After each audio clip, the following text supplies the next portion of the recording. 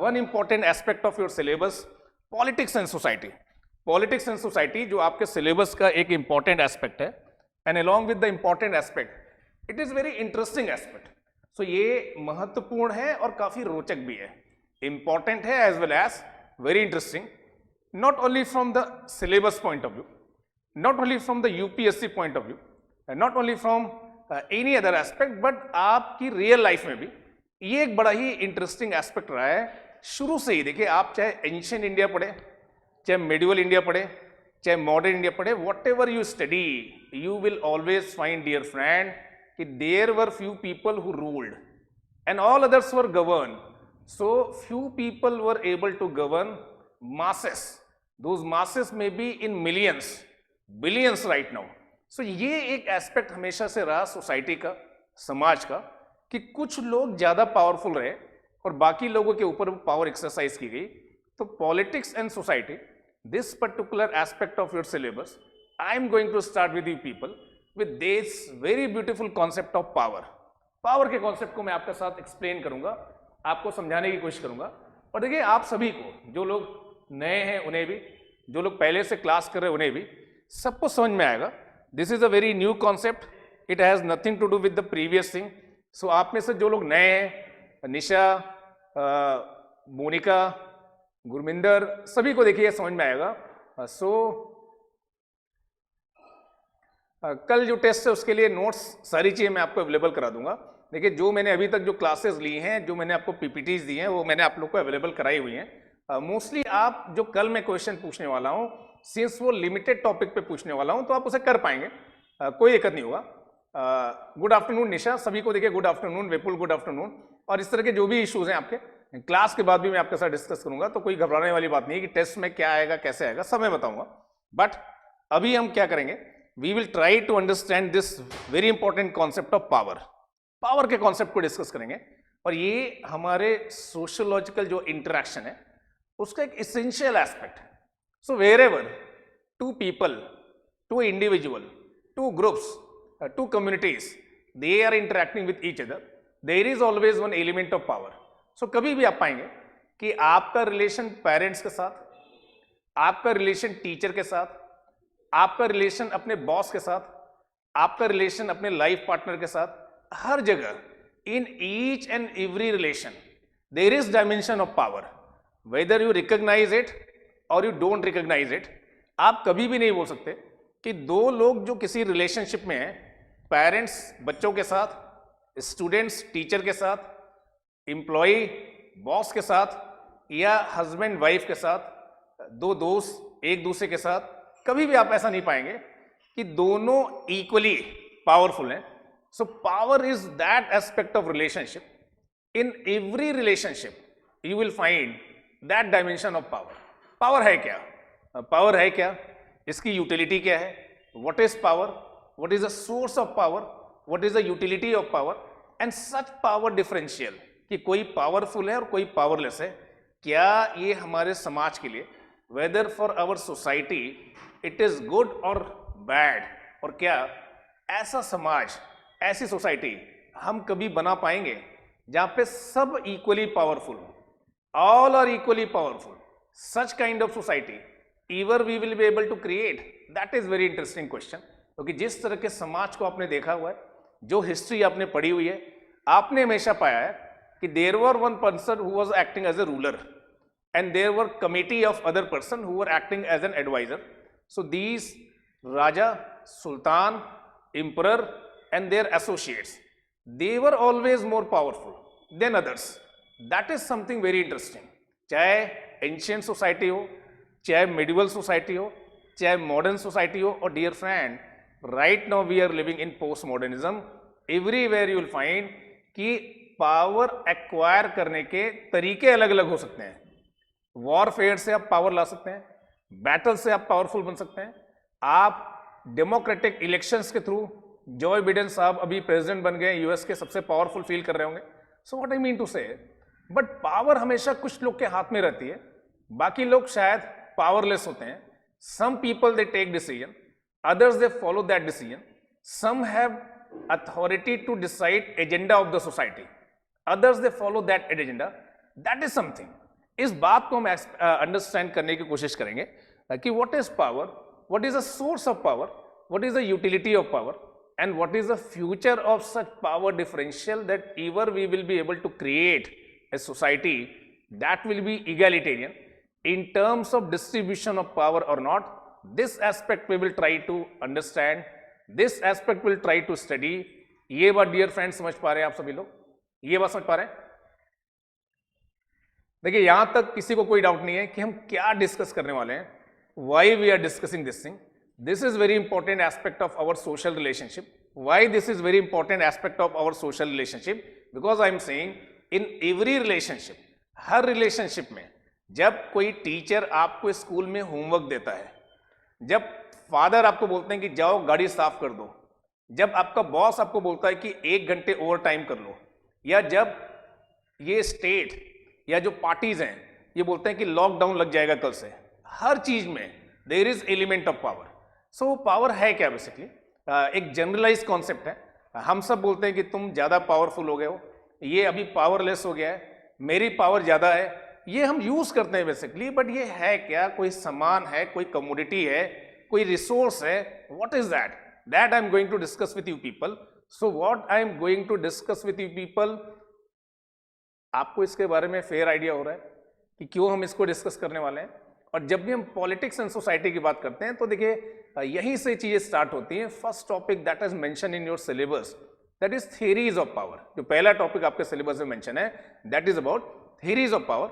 इसलिए हम इस टॉपिक को चूज कर रहे हैं. और देखिए इसलिए मैं आपको ये बताने जा रहा हूं कि पावर है क्या, और पावर को लेके देखिए अलग अलग लोगों ने अलग अलग तरीके से इन चीजों को डिफाइन किया है. सो मैंने आपको हमेशा सोशियोलॉजी की क्लासेस में बताया कि ये जो भी कॉन्सेप्ट्स, स्ट्रैटिफिकेशन हो गया, रिलीजन का जो कॉन्सेप्ट हो गया, पावर का जो कॉन्सेप्ट हो गया, चेंज का जो कॉन्सेप्ट हो गया, जो भी कॉन्सेप्ट्स हैं, ये इस सोशल रियलिटी को समझने के तरीके हैं बेसिकली.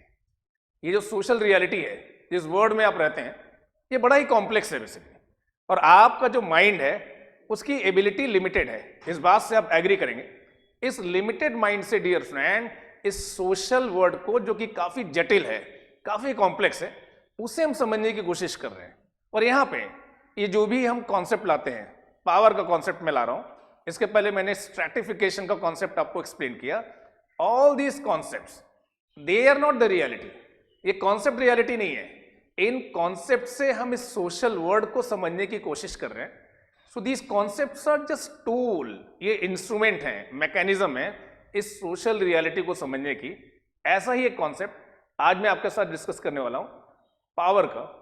और जब मैं इससे आपको डिफाइन करूंगा तो यहां पे भी देखिए मैं सहारा लूंगा एक पर्सन का, मैक्स वेबर का. I am going to take help of one person, that is Max Weber. Max Weber you may not see in this particular slide, but here this fellow whom I am saying Max Weber, बार बार मैं इनका नाम use करता रहता हूं. ऐसा नहीं है कि मेरी इनकी कोई फ्रेंडशिप है या मुझे जानते हैं, ऐसा नहीं है. ये अभी अलाइव भी नहीं है. So what I mean to say कि why I use Max Weber. मैंने जो अपनी पढ़ाई की, I belong to science background basically. Right now I am teaching you sociology, but my background was more in science basically. और आप में से बहुत सारे लोग जो सोशियोलॉजी को यूपीएससी के लिए पढ़ रहे हैं, बहुत सारे लोग का बैकग्राउंड साइंस में होगा. मैथमेटिक्स आपने पढ़ी होगी, फिजिक्स पढ़ी होगी. और देखिए मैथमेटिक्स, फिजिक्स ये सब आप पढ़ रहे होंगे, बार बार न्यूटन का नाम आता है. क्या आता है? न्यूटन का नाम आता है यहाँ पे, वहां पे. और आपको लगता है कि भाई न्यूटन ने कितना कॉन्सेप्ट दिया है उसमें. वैसे ही मैं बोल रहा हूं this fellow whom I am saying Max weber. जैसी तरह से ये जो पर्सन जिनको आप देख रहे हैं मैक्स वेबर को, सोशियोलॉजी में जब भी मैं कुछ आपके साथ स्टडी करता हूं, रिलीजन की बात करता हूं, पॉलिटिक्स की बात करता हूं, स्ट्रैटिफिकेशन की बात करता हूं, चेंज की बात करता हूं, साइंस की बात करूंगा, हर जगह पे इस पर्सन को मैं यूज करूंगा. Encyclopedic knowledge in economics, in polity, in public administration, in sociology, philosophy, number of ideas were contributed by Max Weber. So the definition of power given by Max Weber, that may not be the ideal definition. जरूरी नहीं कि ये definition सबसे आदर्श है और कोई और definition हो नहीं सकती, but that is the definition. With that you will be able to relate maximum. ये वो definition होगी power की जिसके साथ आप लोग सबसे ज्यादा relate कर पाएंगे. सो देखिए यहां तक सभी को समझ में आ रहा है, यहां तक किसी को कोई डाउट नहीं है. Very good. हाँ देखिए, आप में से कुछ लोगों ने बोला है कि उनका बैकग्राउंड आर्ट्स में था। कोई बात नहीं, देखिए आर्ट्स में था, साइंस में था, बट मैं एक एग्जांपल दे रहा था कि जिस तरह से फिजिक्स और मैथमेटिक्स में बार बार नाम आता है न्यूटन का, उसी तरह से सोशियोलॉजी जब मैं आपको पढ़ाता हूँ, मैं नहीं पढ़ाता हूँ, कोई और भी पढ़ाएगा, तो बार बार नाम आएगा किसका? मैक्स वेबर का, जिनका इंटरडिसिप्लिनरी अप्रोच रहा है और जो आइडियाज इन्होंने दिए उसके बहुत सारे यूजेस हैं। सो जब मैं आपको पावर को एक्सप्लेन करूंगा, जिसको मैं बोल रहा हूं कि एक स्पेशल काइंड ऑफ इन्फ्लुएंस है, ये आपकी दूसरों को प्रभावित करने की एक तरह की स्पेशल क्वालिटी है। सो आप दूसरों को प्रभावित कर सकते हैं अपनी बातों से भी, अपनी ब्यूटी से भी, अपने चार्म से भी, but you can influence other by your power also. So what I am saying, power is a special kind of influence. ये एक विशेष तरह का प्रभाव है दूसरों पे। कैसा है, that I will discuss with you people. But जब मैं आपको इसे डिफाइन करने की कोशिश करूंगा, अगर आप में से कोई बोले कि सर आप इसे डिफाइन कैसे करेंगे, पावर है क्या, so here I am using definition of one person and that I am referring as Max Weber. और मैं बार बार आपको बोल रहा हूं कि ये जो डिफिनेशन मैं आपके साथ यूज कर रहा हूं, ये सबसे आदर्श डिफिनेशन भले ना हो, बट आपको समझाने के लिए ये सबसे रिलीवेंट है बेसिकली। इससे अच्छी भी डिफिनेशंस हो सकती होंगी, बहुत सारे इसके एलिमेंट्स होंगे, बट पावर की डायमेंशन क्या है, पावर के डिटर्मिनेंट्स क्या है, पावर के कंपोनेंट क्या है और पावर का कॉन्सिक्वेंस क्या है, ये जितना मैं आपको इससे समझा पाऊंगा शायद किसी और डिफिनेशन से नहीं समझा पाऊंगा। और किसी भी बुक को अगर आप पढ़ेंगे, most of the book on sociology, most of the book on political science, most of the book on any other subject, अगर वहां पे पावर की बात की गई होगी तो डियर फ्रेंड 99% उन्होंने मैक्स वेबर की बात जरूर की होगी basically, because this definition is very helpful to understand what is the component of power, what are the dimensions of the power, utility of power and consequence of power। ये सारी चीजें इस definition से मैं आपको समझाने की कोशिश करूंगा। और देखिए डिफिनेशन में लिखा क्या है, समझने की कोशिश करें। बोलेंगे power refers to chance, keyword है, ऑफ एन इंडिविजुअल और ग्रुप। इंडिविजुअल का चांस है या किसी ग्रुप का चांस है टू रियलाइज इट्स विल, अपनी विल को रियलाइज करने का through communal action, communal action के द्वारा, in face of resistance from others. बड़े ही बहुत, देखिए हर शब्द के कुछ मायने हैं and that is how we approach. यही हमारा अप्रोच है कि जब मैं आपको सोशियोलॉजी पढ़ाता हूं यहाँ पे, तो एक अप्रोच के साथ पढ़ाता हूं। देखिए सब पढ़ाई कर रहे हैं, सारे स्टूडेंट पढ़ाई कर रहे हैं, आप भी पढ़ाई कर रहे हैं, बट ये तरीका आपको दूसरों से अलग करेगा। सो जब गांधी आए साउथ अफ्रीका से वापस इंडिया में, तो उसके पहले भी यहाँ पे स्ट्रगल चल रहा था। इंडियन नेशनल कांग्रेस पहले से स्ट्रगल कर रही थी, मॉडरेट और एक्सट्रीमिस्ट को लेके एक विवाद हो रहा था, बट एक तरीका, वही काम करने का तरीका। So the way you put your labour that will bring difference, कि आप अपने गोल को कैसे अचीव करेंगे, उसमें आप द्वारा लगाया गया जो लेबर है ये डिफरेंस क्रिएट करेगा।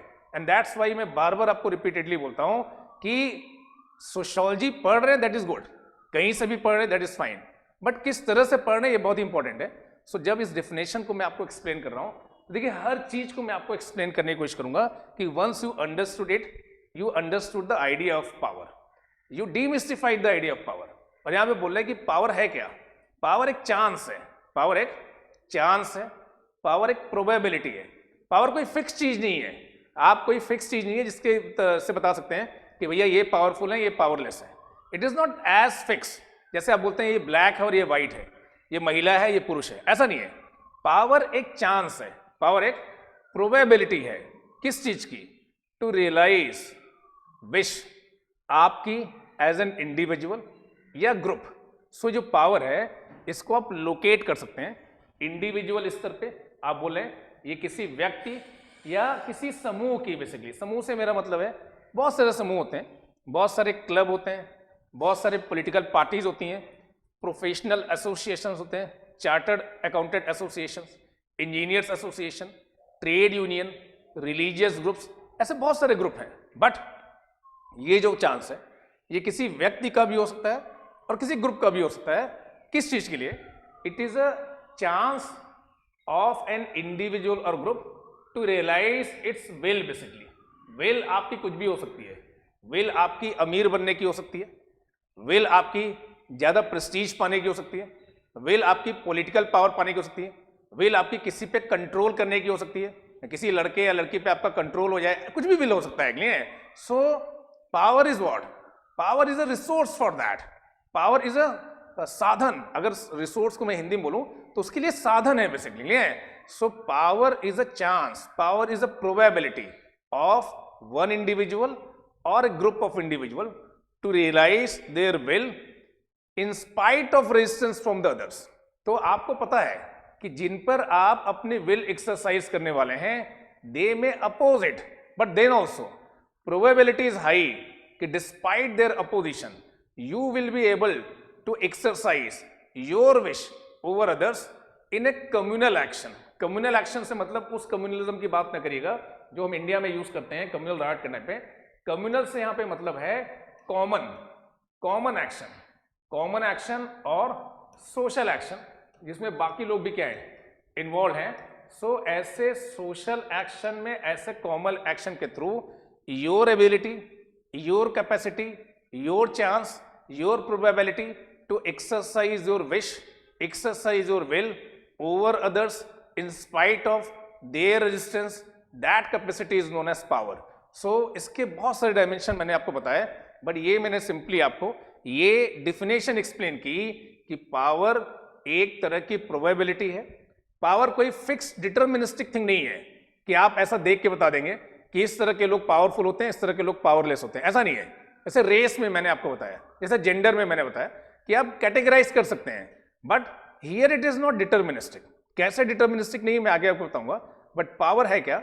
ये चांस है, प्रोबेबिलिटी है किसी व्यक्ति की या व्यक्तियों के समूह की to realise their wish in a communal action, in a common action, social action, इसमें बाकी लोग भी प्रेजेंट हैं। यू आर रिकॉग्नाइजिंग कि अगर आप ऐसा करेंगे तो वो क्या करेंगे, वो रेजिस्ट करेंगे, और आपकी ये चांस, आपकी ये प्रोबेबिलिटी कि आप उनके रेजिस्टेंस को ओवरकम करके अपने विश को उन पे एक्सरसाइज करा पाएंगे, उन्हें प्रभावित कर पाएंगे, उन्हें इन्फ्लुएंस कर पाएंगे, that chance, that probability is power. ये बात समझ में आ रहा है सभी को? इसमें किसी को कोई डाउट है तो आप पूछ सकते हैं। देन इससे रिलेटेड 3 डायमेंशंस में आपको दिखाऊंगा, वो एक के बाद एक दिखाऊंगा, बट ये डिफिनेशन सभी को क्लियर हो रही है, सभी को समझ में आ रहा है कि power refers to chance of an individual और group to realise their wish in spite of opposition from others in a common action, in a social action. This thing you people are able to understand और not? ये सभी को समझ में आ रहा है? थॉमस, आरजू, सीमा, निशा, मोनिका, सभी को समझ में आ रहा है? देखिए, this thing all of you are able to understand. सभी देखिए, सभी जिनको समझ में आ रहा है please give your thumbs up, जिससे मुझे पता चले कि आपको समझ में आ रहा है। देखिए, आप लोग के लिए, and that's why I am taking so much effort. और इस जो कॉन्सेप्ट को बोला जा रहा है, इसे कांस्टेंट सम कॉन्सेप्ट बोला जा रहा है। क्या बोला जा रहा है? कांस्टेंट सम कॉन्सेप्ट और conflict view of power. Constant sum concept और कॉन्फ्लिक्ट व्यू ऑफ पावर यहां पे क्यों मेंशन है, that I am explaining you people. Constant sum का मतलब यह है कि यहां पे कुछ अजम्पशंस हैं। अजम्पशंस क्या है? अजम्पशंस ये हैं कि सपोज दिस इज सोसाइटी। अगर मैं आपको बताऊं कि आप एग्जांपल लें कि ये सोसाइटी है, तो इसमें अजम्पशन ये है कि सोसाइटी के अंदर अलग अलग सेक्शंस हैं। Section A, section B, section C, section D, इतने बहुत सारे सेक्शन हो सकते हैं। हर सेक्शन के अपने अपने मोटिव हैं, अपने अपने गोल हैं, और केवल इनके गोल अलग अलग ही नहीं है, एक दूसरे के अपोजिशन में, एक दूसरे के कॉन्ट्राडिक्शन में। तो यहां पे एक अजम्पशन है कि society is characterised by sectional goals, and if one group is able to achieve their goal, it is only by denying it to other. समझने की कोशिश करिएगा। एग्जाम्पल है, एग्जाम्पल की तरफ से लीजिएगा। There used to be a time when Brahmin and Kshatriya, they were the ruling elite of this society, very powerful। Polity में, इकोनॉमी में, स्टेटस में काफी बड़ा नाम था ब्राह्मण्स और क्षत्रिय का, डंका बजता था इनका। बट आज डेमोक्रेटिक पॉलिटिक्स में, जहां पे बहुत सारे सोशल वेलफेयर मेजर्स हैं, ऐसा हो सकता है कि आपके 28 जो सीएम होंगे 28 राज्यों के, उनमें से शायद 1 या 2 ही ऐसे होंगे जो ब्राह्मण या क्षत्रिय से बिलोंग करते होंगे। Most of them they might be belonging to other caste। So हो सकता है कि आप कल तक पावरफुल थे, आज आप पावरफुल फील न करें, and because of that I am saying कि society is characterise by sectional goal. One group achieves its goal by denying it to other. So if one group is feeling powerful, other group may feel powerless. Power cannot be equally distributed among everyone. If one is in positive, other is in negative. So जो distribution of power है वो हमेशा constant बना रहेगा. That's what I am saying. It is a conflict view of power or constant some concept of power. That distribution of power in society that remains constant. That resource is distributed in society, but कोई किसी time पे powerful होगा, कोई दूसरे time पे क्या होगा, powerful होगा. So why I am referring it as a constant sum concept of power, and why I am referring it as a zero sum concept of power, and why I am referring it as conflict sum concept of power. ये चीज dear friend आप लोग को clear है या नहीं? This thing you people are able to understand. सभी लोग बताते चलेंगे. जहां पे भी देखिए कोई डाउट होगा तो मुझे कैसे पता चलेगा? जब आप लोग बताएंगे. Yes, fine. So that is I am saying this is power. Power is a chance of an individual और group to realise their wish in a communal action, even in spite of opposition from other, in spite of resistance from other. और इस पूरी definition में एक assumption ये है कि society में अलग अलग सेक्शंस हैं, उनके अपने अपने गोल हैं. एक ग्रुप अगर अपने गोल को अचीव करता है तो डेफिनेटली दूसरा उसे नहीं पा पाता है. हमेशा ऐसा कंप्लेन होता है कि कल तक जो शूद्रास थे, अनटचेबल थे, उनके साथ अन्याय हो रहा था. हो सकता है आज ब्राह्मण और क्षत्रिय बोले, उनके साथ अन्याय हो रहा है. पूरे मिडिवल इंडिया में इंडियन मुस्लिम्स रूलिंग एलीट थे. पॉलिटिक्स में, समाज में, भाषा में, कल्चर में, फूड हैबिट में, मसालों में उनका डोमिनेंस था. हर चीज में, पोइट्री में, गजल में, कव्वाली में, हर चीज में उनका डोमिनेंस था. आज उस तरह की शायरी, उस तरह का पहनावा, उस तरह का कल्चर शायद आपको उतना डोमिनेंट न मिले. तो हो सकता है कि इंडियन मुस्लिम्स, जो हमारे भारतीय मुस्लिम ब्रदर्स हैं, सिस्टर्स हैं, हो सकता है उन्हें ऐसा लगे कि आज वो उतने पावरफुल नहीं है जितने वो मिडिवल टाइम में पावरफुल थे. सो देखिए पावर का जो डिस्ट्रीब्यूशन है इस तरह से बनता बिगड़ता रहता है. बेसिकली वन ग्रुप में B powerful today, other group में बी पावरफुल टुमारो, बट इस समाज में जो डिस्ट्रीब्यूशन है वो कांस्टेंट रहेगा. If one is in positive, other में बी नेगेटिव. किसी टाइम पे वर्कर्स पावरफुल होंगे, किसी टाइम पे मैनेजमेंट क्या होगा, पावरफुल होगा. तो वर्कर्स आज ऐसा बोल रहे हैं कि आज हड़ताल कर देंगे 26 नवंबर को, क्योंकि जो नए इंडस्ट्रियल कोड आए हैं वो शायद ज्यादा फेवर में है बिजनेस ऑनर्स के और लेस फेवर में वर्कर्स के, ट्रेड यूनियन के. So what I mean to say, ये सारी बातें बता के मैं कहना क्या चाहता हूं? मैं कहना चाह रहा हूं कि पावर एक रिसोर्स है, पावर एक प्रोबेबिलिटी है, पावर एक चांस है. किसका? किसी व्यक्ति का या व्यक्तियों के समूह का. किसके लिए?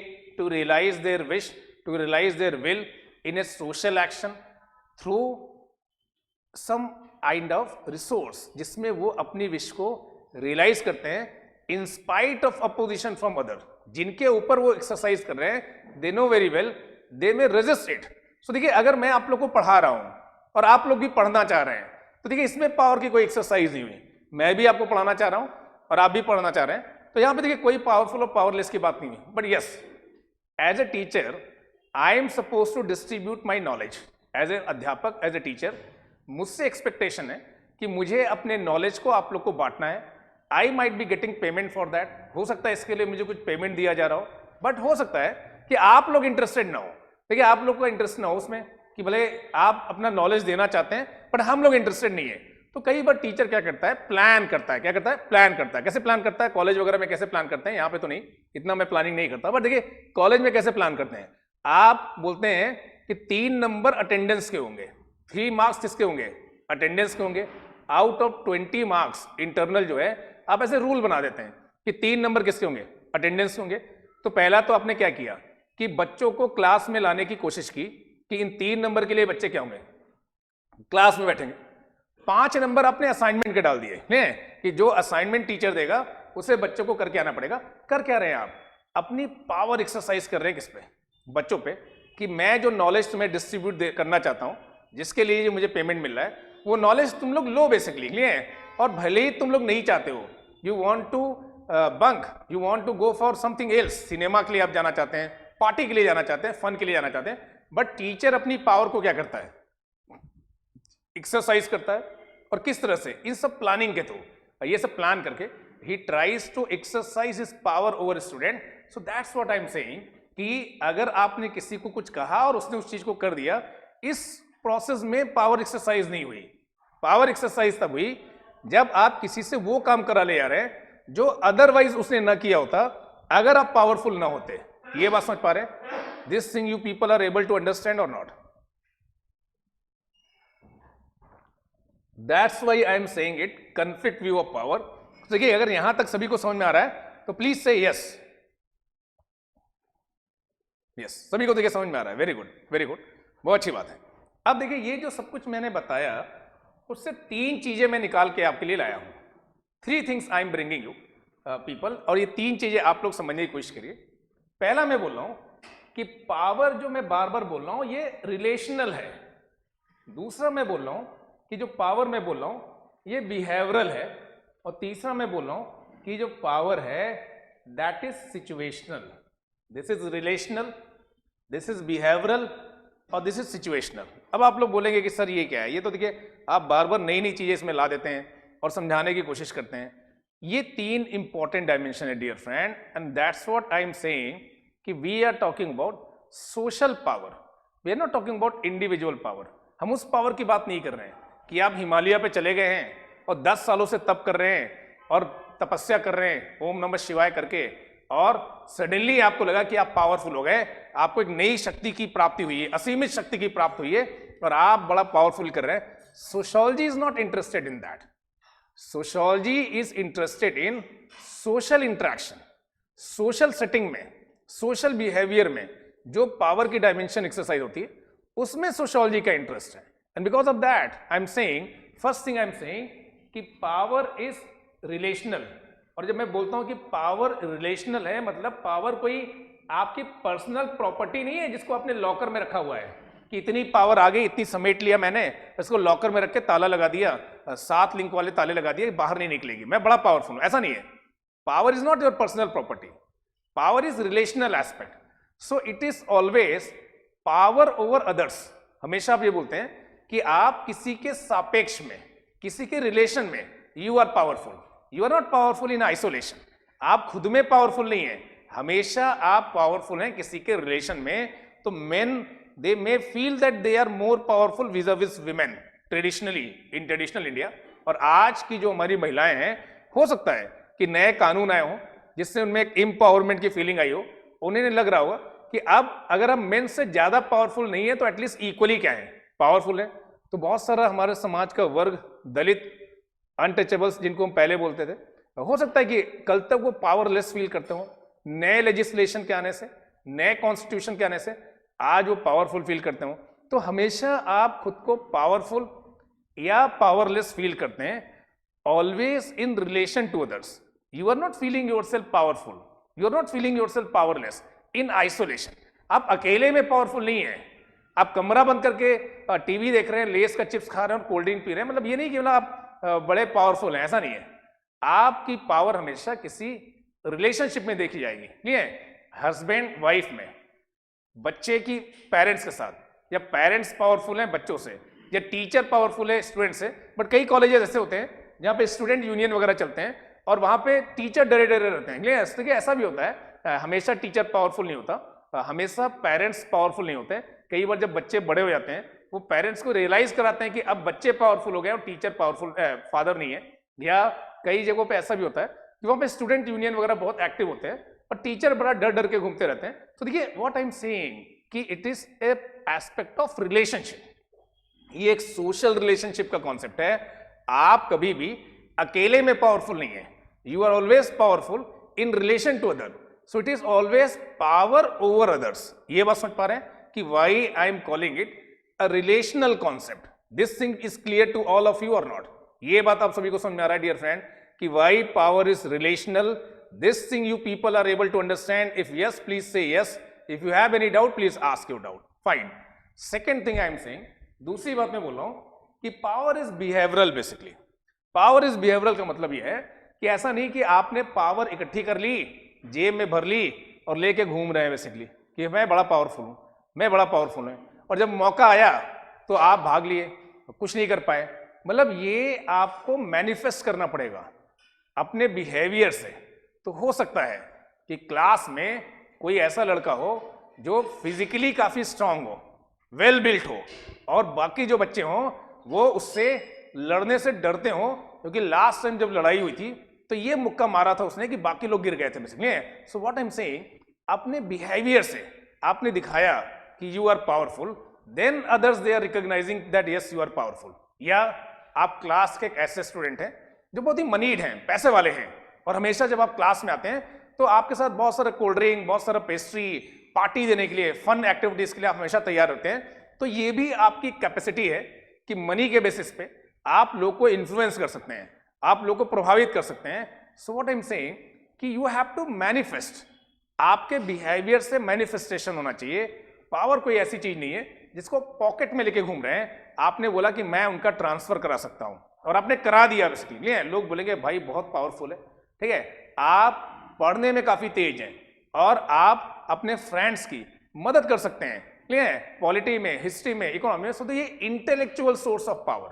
आप आज की डेट में कोरोना की मेडिसिन आपने ला दी, वैक्सीन आपने ला दिया, तो वो कंपनी के जो सीईओ होंगे, फाइजर कंपनी के सीईओ होंगे, मॉडर्ना कंपनी के जो सीईओ होंगे, he will start feeling that he is very powerful.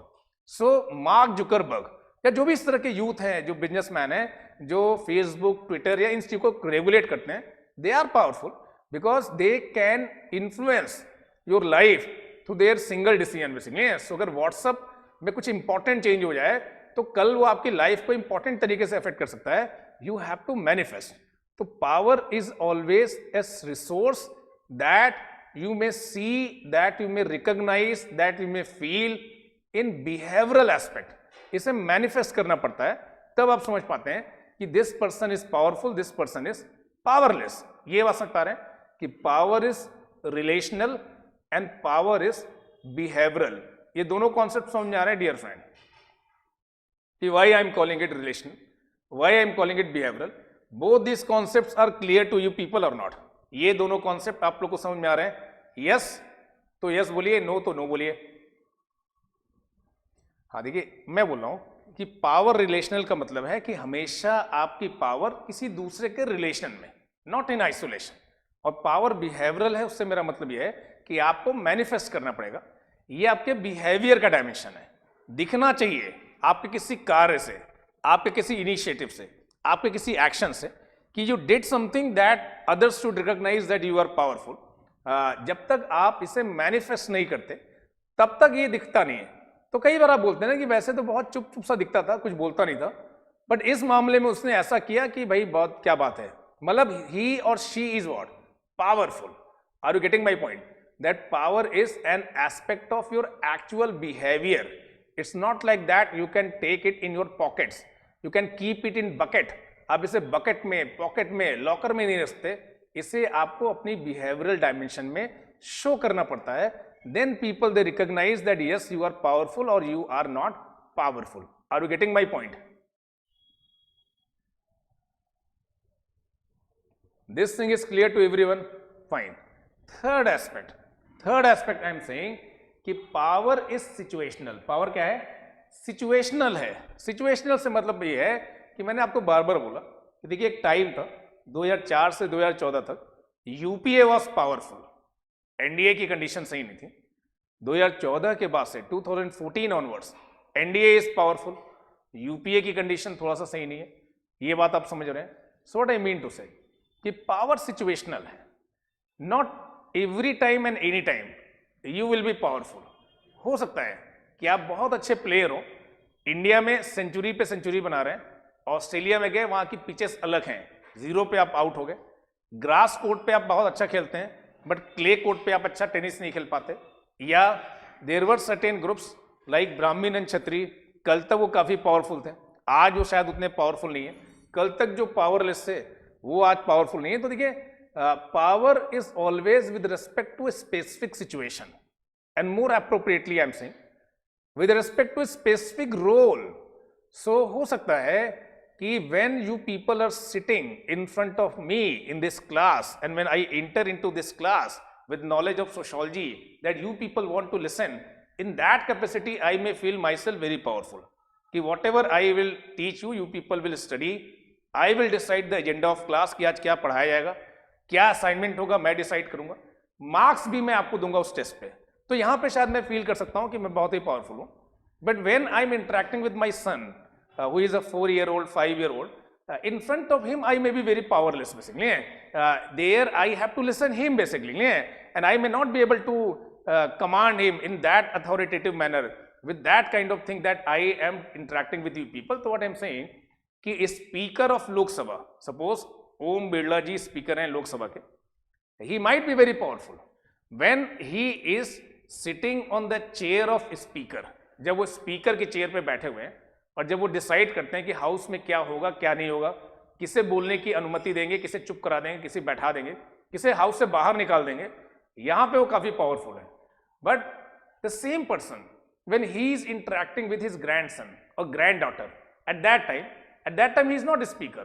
Or when he is interacting with his wife, at that time he is not a speaker. So while interacting with his wife, interacting with his grandson, granddaughter, he may feel himself powerless. But while acting as a speaker, he may feel himself very powerful. So same IAS officer who is very powerful in his official setting, within his domestic setting, that person may not be that much powerful. So power is always with respect to a situation, with respect to a role, it is not always fixed. It is dynamic basically. And that's what I'm saying, कि power is relational, power is behavioral, and power is situational. These three dimensions, dear friend, you people are able to understand or not, कि power relational है, power behavioral है, और power situational है. These three ideas are clear to you people or not? ये तीनों बातें आप लोग को क्लियर हो रही है नहीं हो रही है? यहां तक किसी को कोई डाउट? ठीक है, वेरी गुड। देखिए समझ में आएगा, ऐसा हो ही नहीं सकता कि आपको समझ में ना आए। ये मुझे अपने ऊपर भरोसा नहीं, आप लोग के टैलेंट पे भरोसा है। नहीं, आप लोग काफी टैलेंटेड लोग हैं, अच्छी अच्छी यूनिवर्सिटी से पढ़ के आए, एक जुनून है आप लोगों में एग्जाम को क्रैक करने का, and we are the facilitator. हम बस यहाँ पे क्या है, फैसिलिटेटर है, कि आपको आपके सक्सेस गोल को अचीव करने में हेल्प कर पाए। So that is our duty. आप स्टार हैं, we are just helping you. Now we are coming to Robert Dahl. ये सब बोलने के बाद मैं बात करता हूँ रॉबर्ट दहल। देखिए मैं आप लोग को मोटिवेट इसलिए करता रहता हूँ कि सच में आप लोग डेविएट मत होइए, फोकस रहिए, फोकस बनाए रखिए। जून 2021 का जो एग्जाम है, that should be your last exam and you should crack it. That is our goal here. ठीक है, सो रॉबर्ट दहल की बात करते हैं। रॉबर्ट दहल भी उसी बात को आगे बढ़ा रहे हैं जिस बात को मैक्स वेबर बोले। The same thing Robert Dahl is further extending, further explaining, और इससे एग्जाम्पल देके बता रहे हैं। क्या बोल रहे हैं कि ए कोई एंटिटी है, कोई हाइपोथेटिकल एंटिटी है, ए कोई पर्सन हो सकता है, कोई ग्रुप हो सकता है। बोले A has power over B, A के पास पावर है बी के ऊपर, to the extent that he can get B to do something that B would have not done otherwise. A powerful है बी के सापेक्ष, बी के रिलेशन में, क्योंकि वो बी से कुछ ऐसा काम करा सकता है that B would have not otherwise done, जो अदरवाइज बी ने न किया हो सकता। So a person has power to the extent that he can change the behaviour of other in accordance with his own intention. तो आप powerful हैं उस हद तक कि आप दूसरे के बिहेवियर को चेंज कर दें अपने अकॉर्डिंग, बेसिकली कि आप चाहते हैं कि वो आज चाय पिए और वो आज चाय पी रहा है, हालांकि वो ऑर्डिनरी चाय नहीं पीता है, नहीं है। आप चाहते हैं कि वो बच्चा आपका डांस करे, हालांकि वो डांस नहीं करता, बट गेस्ट आए हैं तो आप बोल रहे हैं कि डांस करो, और वो आपके सामने डांस कर रहा है, वो पोएट्री गा रहा है। मतलब पावर हर रिलेशन में डायमेंशन है पावर की। इसी बात को मैं बोल रहा हूं कि जब आप स्कूल जाते हैं और आपका टीचर आपको होमवर्क देता है, आप नहीं करना चाहते, बट आपको पता है कि नेक्स्ट डे क्या होगा, कुछ पनिशमेंट मिलेगा, रिडिक्यूल मिलेगा, ह्यूमिलिएशन मिलेगा, एम्बैरेसमेंट मिलेगा। इसकी कैपेसिटी है टीचर की, एंड बिकॉज ऑफ दैट आप वो होमवर्क करके ले आते हैं, वो असाइनमेंट करके ले आते हैं। या जब पेरेंट्स आपको बोलते हैं कि do this thing, do that thing, sing a song, dance, कोई गेस्ट आए, आप करते हैं क्योंकि आपको लगता है कि नहीं करने पे कुछ उसके कॉन्सिक्वेंसेस हो सकते हैं, जिसमें अपनी पावर को मैनिफेस्ट करेंगे कौन? Parents. So parents assigning any task to children, teachers giving assignment to their students, superiors they are giving some work to their subordinates, then these state or legislatures, those who are enacting this Farm Act, Industrial Relation Code, and their capacity to implement it, her relationship में executive का decision lockdown लगाना है नहीं लगाना है, सारे decision में power है डियर फ्रेंड। उसी बात को मैं आपको बोल रहा हूं कि in every aspect of social domain, in every aspect of social life, you may see this very interesting concept of power, and power is that resource, power is that probability, power is that capability to exercise your wish, to exercise your will over others in a social action in spite of their opposition. This thing you people are able to understand or not? ये चीज आप लोग समझ पा रहे हैं या नहीं समझ पा रहे हैं? यहां तक सभी को समझ में आ रहा है? कोई डाउट नहीं है? ठीक है, बहुत अच्छी बात। Now another thing I am saying, ये बहुत ही इंपॉर्टेंट एस्पेक्ट है, कंटेम्परेरी एस्पेक्ट है। स्टीवन ल्यूक को मैंने यहां पे आपको दिखाया, और ये परहैप्स लास्ट थिंग है जिसके थ्रू मैं पावर की डायमेंशन को आपको एक्सप्लेन कर रहा हूं। What Steven Luke is saying. कई बार ऐसा होता है ना, देखिए आप मीडिया को देखते हैं, न्यूज चैनल को देखते हैं, वो लव जिहाद के बारे में दिखा रहे हैं। किसके बारे में दिखा रहे हैं? लव जिहाद चल रहा है, ऐसा चल रहा है कि हमारी जो गर्ल्स हैं वो बहुत मासूम हैं, पढ़ने लिखने के बाद भी उन्हें कुछ नहीं पता है, और मुस्लिम जो युवा हैं वो जाल लेके घूम रहे हैं और जाल में फंसा लेंगे। मतलब इस तरह का एक प्रोपेगेंडा, एक एजेंडा, एक प्रोपेगेंडा जो आपके माइंड को क्या करता है? इन्फ्लुएंस करता है, और आपको लगता है कि सच में ऐसा कुछ चल रहा होगा बेसिकली। तो what I am saying, what mass media does, ये electronic media, print media, social media और any other form of media, ये करते क्या है बेसिकली? ये एक एजेंडा सेट करते हैं, एक प्रोपेगेंडा करते हैं। तो ये अगर आप नेटफ्लिक्स और ये सब देखिए, जो हॉटस्टार है, वहां पे इस तरह के प्रोग्राम बनाते हैं। देखिए ऐसे प्रोग्राम दिखाए जाते हैं कि समाज में क्या चल रहा है, बस साजिशें चल रही है, ये साजिश हो रही है, वो साजिश हो रही है, कोई राजनीति के लिए साजिश कर रहा है, कोई किसी गर्ल को पाने के लिए साजिश कर रहा है, कोई ऐसा हो रहा है, वैसा हो रहा है। तो देखिए चारों तरफ भ्रष्टाचार है, चारों तरफ धोखा है, मतलब इस तरह से एजेंडा सेट होता है समाज का। और आपको लगता है कि क्या हम ऐसे समाज में रह रहे हैं? क्या समाज के लिए यही मुद्दा सबसे बड़ा मुद्दा है? तो व्हाट आई एम सेइंग, देखिए मेनी टाइम इट हैपन कि सोसाइटी का एजेंडा क्या होगा, वो कौन से इश्यूज होंगे जो पब्लिक इश्यूज होंगे, वो कौन से इश्यूज होंगे जो भले ही बहुत ही इंपॉर्टेंट पब्लिक इश्यूज हैं, वो उन्हें साइड लाइन कर दिया जाएगा। हो सकता है कि रोजगार का मुद्दा बहुत ही इंपॉर्टेंट मुद्दा हो सकता है कि गरीबी का मुद्दा बहुत ही इंपॉर्टेंट मुद्दा हो सकता है कि सबको अच्छा सैनिटेशन, या दिल्ली में एटलीस्ट मैं बोल रहा हूँ जिस यहाँ पे एयर क्वालिटी इंडेक्स इतना खराब हो गया है, क्लीन इन्वायरमेंट मिलना बहुत ही बड़ा मुद्दा हो। बट स्टीवन ल्यूक क्या बोलते हैं? स्टीवन ल्यूक बोलते हैं कि decision making and agenda setting, वो कौन से डिसीजंस होंगे जो पब्लिक डिसीजन होंगे, जिन पे ये हमारी जो गवर्नमेंट्स हैं, जो पार्टीज ने बनाई है, ये डिसीजन लेंगे, कौन लोग उन डिसीजंस में इन्वॉल्व होंगे, ये सब, और सोसाइटी का एक एजेंडा सेट करना, ये बहुत ही इंपॉर्टेंट एस्पेक्ट है पावर का कंटेम्प्रेरी सोसाइटी में।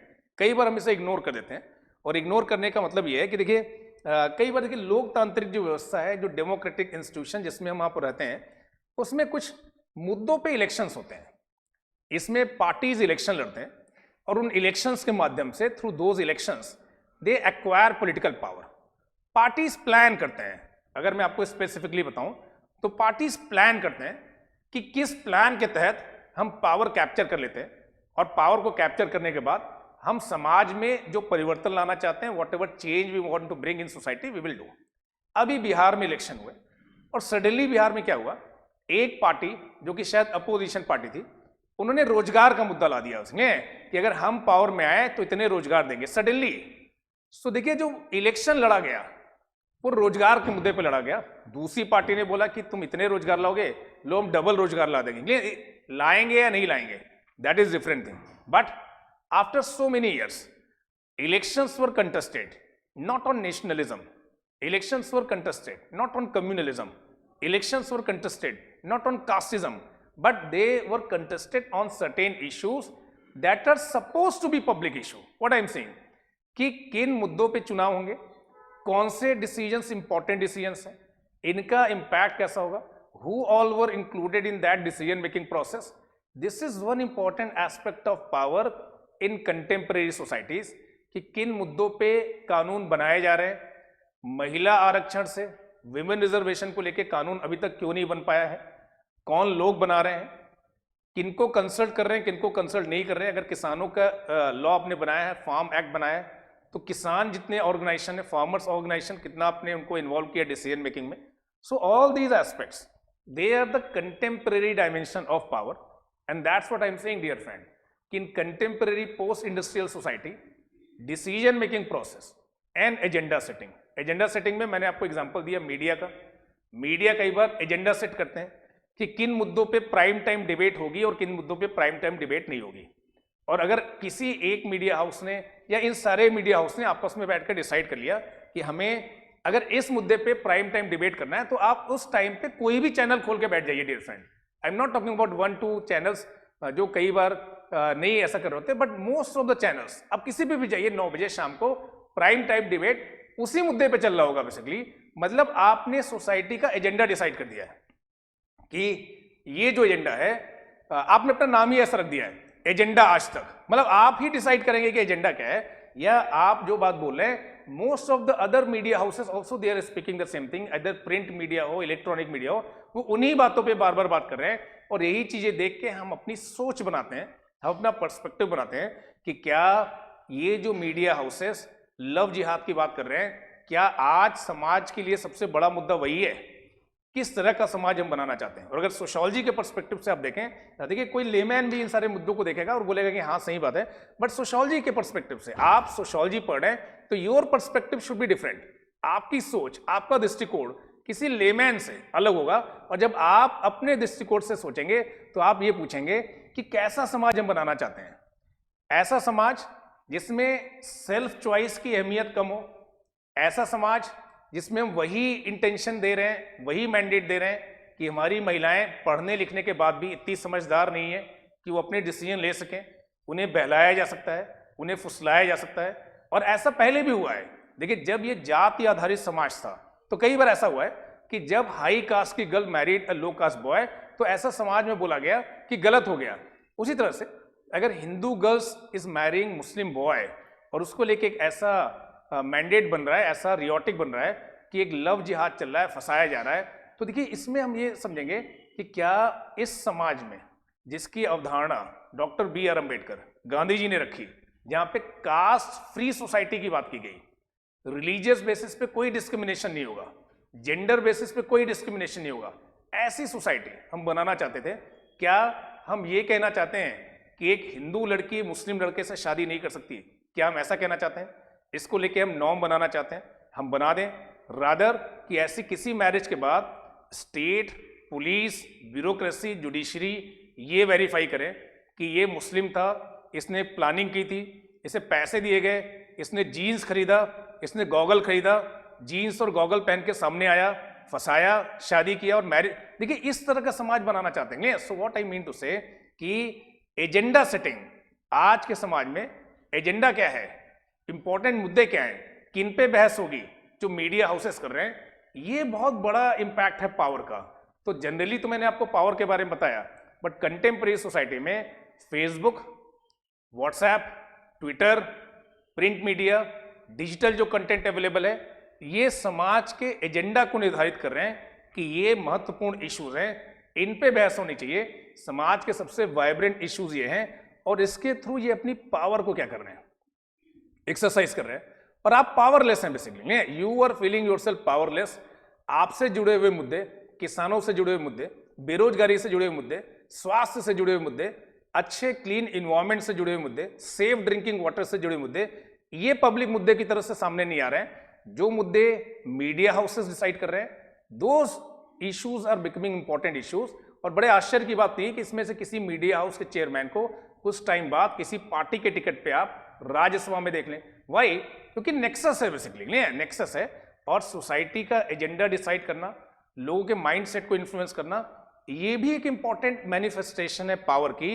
ये एक कॉम्प्लेक्स मैनिफेस्टेशन है जो मैंने आपको लास्ट में बताया, जिससे आपको समझा सकूं कि कितने मल्टीपल तरीके से पावर एक्सरसाइज की जा सकती है। तो सबसे पहले हमने इस क्लास में मैक्स वेबर और उनकी डेफिनेशन के बारे में आपको बताया। आई टोल्ड यू कि उसके 3 डायमेंशन हैं कि power is relational, power is behavioural and power is situational. That aspect I told you people. Then मैंने आपको बताया कि क्यों इसे कन्फ्लिक्ट सम कॉन्सेप्ट या zero sum concept of power बोला जाता है। Then I discuss with you people with idea of Robert Dahl and contemporary sociologist Stephen Luke, who is talking about role of mass media in agenda setting, decision making in society. तो देखिए I hope कि ये जो idea है power का आप लोग को समझ में आया होगा।